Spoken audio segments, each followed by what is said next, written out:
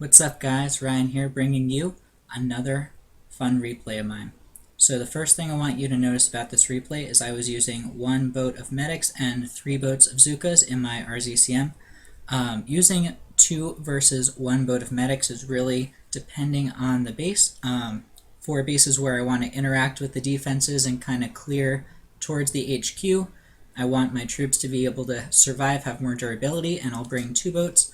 When I'm really hardcore smoking somewhere and trying to race my shocks to try to clear key defenses before the shocks wear off, I'm okay with losing some troops to mines and to rocket fire because I want more speed, so I'll bring 3 boats of Zukas and just 1 boat of medics. So let's go check out our replay. You see I hit this base a lot. Most of these were GBE attacks where I didn't quite get down the thing I was trying to GBE, or attacks where I deployed my troops, messed up a little bit right on the deployment and retreated. But I think I failed this base 4 times before I finally got it. So let's go ahead and take a look at it. So we have a corner base with a shield generator and a laser beam. It looks pretty similar to the leaderboard bases that we see right now. It also has 1 building health that's boosted, 2 defensive building damage statues, which is pretty cool because that equates to about 5 boosted GBE, or 5 boosted ice if we double everything. So if I double my offense and I'm boosted, and I double the amount of ice, it comes out to like 5 boosted ice, which is about the upper tier of what 3 offensive statues can do. So I thought it was really cool that it was that convenient. I really knew that it was possible to get a base like this. Like I think 1 boosted ice and 2 of the other type unboosted is about the top amount of ice that a 3 offensive person can raid every single time, even with a perfect layout. So I really wanted to get this down. So you can see the laser is really away from everything else. It's hard to shock it with other things. So what my plan was to smoke underneath this rocket, shock, spam all the things around here, clear towards the HQ, try to avoid these mortars on the left. So you can see there are a whole bunch of mines on this path here. It actually took me most of the tries that I retreated was because these 2 mines behind the statue, my riflemen would avoid them and then my Zukas would hit them and I'd lose half my Zukas right out of the gate. So what I had to do here is deploy my riflemen way over to the left and then wait till they hit the grass to flare, and that would let them actually hit those mines and keep my Zukas alive. So I got here in 3 smokes, and a cool thing that I've actually learned here is when you park right on top of a flamethrower like this, you actually can take it out using your cryoneers before it does enough damage to kill stuff.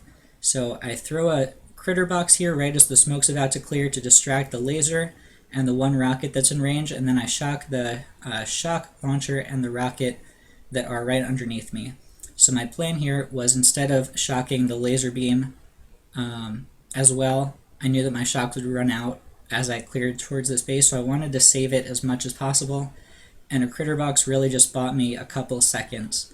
So you can see I don't really lose any troops to that flamethrower. I shocked the laser beam.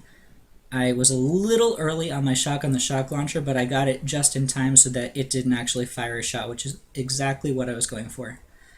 So I shock again. I let my troops clear a bit, but I don't want them in range of these mortars, so I'm going to reflare. Once they hit the range of the 2nd rocket, I'm going to have to medkit them to try to keep them alive. I know I'm going to lose a bunch to this mortar, but my plan's really to just take out the laser before it does much damage. After that, I should be fine. I'm running low on GVE, so I throw a critter box to distract a laser as long as possible. I still have a good amount of troops, but the laser still has a lot. On previous attacks, my troops had fanned more towards the left. I wasn't expecting them to be that far right, but it worked out alright. So once I get here, I flare the mortar and I shock the rocket. My plan here is just to clear as much as possible and build a pocket for my Zukas. Once the shock clears in this rocket, I need to throw a medkit to keep them alive a little bit longer, and my plan here is, once I clear a pocket, to flare against the right wall, and the medics will actually stay where they are and act as a shield from that rocket. So once I clear a pocket, I can flare. I have just a few Zookas left, no riflemen left, but the medics provide a shield from that rocket and they'll heal themselves. So the rocket only targets them and my Zookas are completely safe from everything else. I was really, really excited that this all worked out.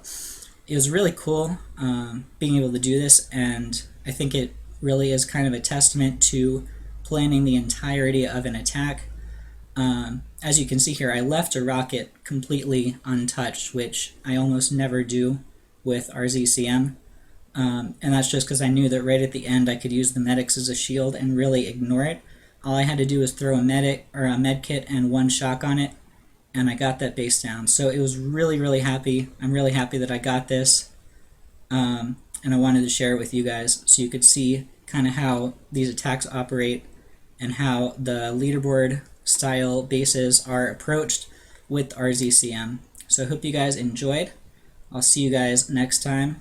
Until then, happy booming.